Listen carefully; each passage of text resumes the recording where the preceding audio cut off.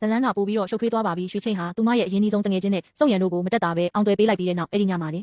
စိတ်မထိန်နိုင်ပဲစုံရံရဲ့အိမ်ရှိကိုအယံမူယူပြီးရောက်သွားခဲ့ပါတယ်အိမ်ပြန်ရောက်လာတဲ့စုံရံနဲ့မျက်နှာချင်းဆိုင်တိုးတဲ့အခါတကယ်ပဲအဲ့ဒီမိန်းကလေးနဲ့ချင်းတွေ့ခဲ့တာလားဆိုတာကိုအတီးပြုတ်ပြီးနောက်မှာတော့ရွှေချင်းတယောက်တဝင်းတိုစိတ်နဲ့ဒေါသတွေပောက်ပွဲပြီးစုံရံကိုအချိန်ပြင်းပြင်းတွန်းထုတ်ပစ်လိုက်ပါတော့တယ်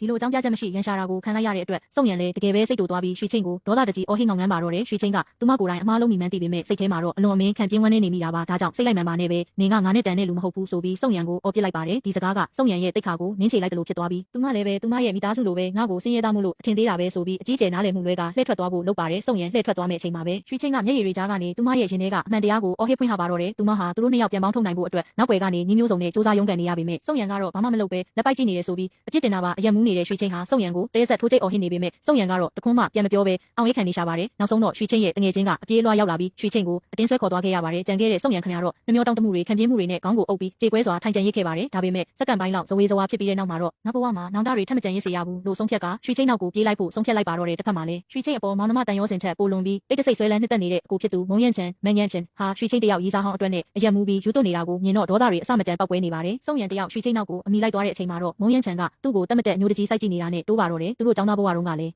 မုံရန်ချန်ကသူတို့နှစ်ယောက်ကိုခွဲထုတ်ဖို့ညီမျိုးစုံတုံးခဲ့ဘူးတလို့စုံရံနဲ့လည်းလက်တီးချင်းဖလှယ်ပြီးရန်ဖြစ်ခဲ့ဘူးပါတယ်ဒါပေမဲ့သူတစ်ပါးအိမ်မှာကပ်မြောင်နေထိုင်ရတဲ့ရွှေချင်းခများတော့မိဘတွေကိုကြောက်တာကြောင့်မုံရန်ချန်ကိုတခါမှပြန်မတော်လန်ရဲခဲ့ပါဘူးအဲ့ဒီတုန်းကလည်းစုံရံဟာမုံရန်ချန်ကရွှေချင်းရဲ့လက်ကိုဆွဲပြီးခေါ်ထုတ်သွားတာကိုရင်နာနာနဲ့ပဲဒီအတိုင်းငေးကြည့်ခဲ့ရဘူးပါတယ်ရွှေချင်းကစုံရံကိုလမ်းခွဲဆုံးပစ်ခဲ့တဲ့အဲ့ဒီညတုန်းကစုံရံဟာသူမရဲ့အခန်းသတင်းပေါက်အောက်ထိလာပြီးသူမကိုပြန်ချော့ဖို့ပြန်လိုက်ဖို့အတွက်စာတစောင်ရေးသားချန်ထားခဲ့ဘူးပါတယ်ဒါပေမဲ့ကောက်ကျစ်စင်းလဲတဲ့မုံရန်ချန်ကအဲ့ဒီစာကိုအရင်တွေ့သွားပြီးတမင်တက်တက်ဖျောက်ပစ်ခဲ့ပါတယ်ဒါတင်မကသေးပဲလူမိုက်တွေခေါ်ပြီးစုံရံကိုအသေးလဲရိုက်နှက်ခိုင်းခဲ့ပါသေးတယ်သူ့ရဲ့စိတ်ထဲမှာသူ့ညီမလေးဟာသူ့တယောက်တည်းအတွက်ပဲဖြစ်ရမယ်ဆိုတဲ့အတဆိုးတွေကြီးစိုးနေခဲ့တာပါဒီလိုနဲ့အတိတ်ကနာကျင်မှုတွေလက်ရှိကအထင်လွဲမှုတွေကြားမှာတညာလုံးအိတ်မပြောပဲမိုးလင်းခဲ့ရပါတယ်စုံရံဟာနောက်တနေ့မနက်မှာတော့ပြတ်သားတဲ့ဆုံးဖြတ်ချက်တစ်ခုကိုချလိုက်ပါပြီသူမဟာဘလောက်ပဲတတိနေပါစေမိသားစုကပဲဘလောက်ပဲဖိနှိပ်ထားပါစေရွှေချင်းရဲ့ရင်ထဲမှာသူ့ကိုတကယ်ချစ်နေသေးတယ်ဆိုတာကိုသူအပြည့်အဝနားလည်သွားခဲ့ပါပြီဒါကြောင့်စုံရံဟာဒီတစ်ချိန်မှာတော့လက်လျှော့မှာမဟုတ်တော့ပါဘူးသူတစ်ချိန်ကအသက်ထက်မကမျက်မျက်နှုံနှုံချစ်ခဲ့ရတဲ့မျိုးသမီးကိုမုံမိသားစုရဲ့လက်ထဲကနေတိတ်ခါရှိရှိနဲ့ပြန်လည်လူယူသိမ့်ပိုက်ဖို့အတွက်ရွှေချင်းစီကိုဦးတည်ပြီးထွက်ခွာလာခဲ့ပါတော့တယ်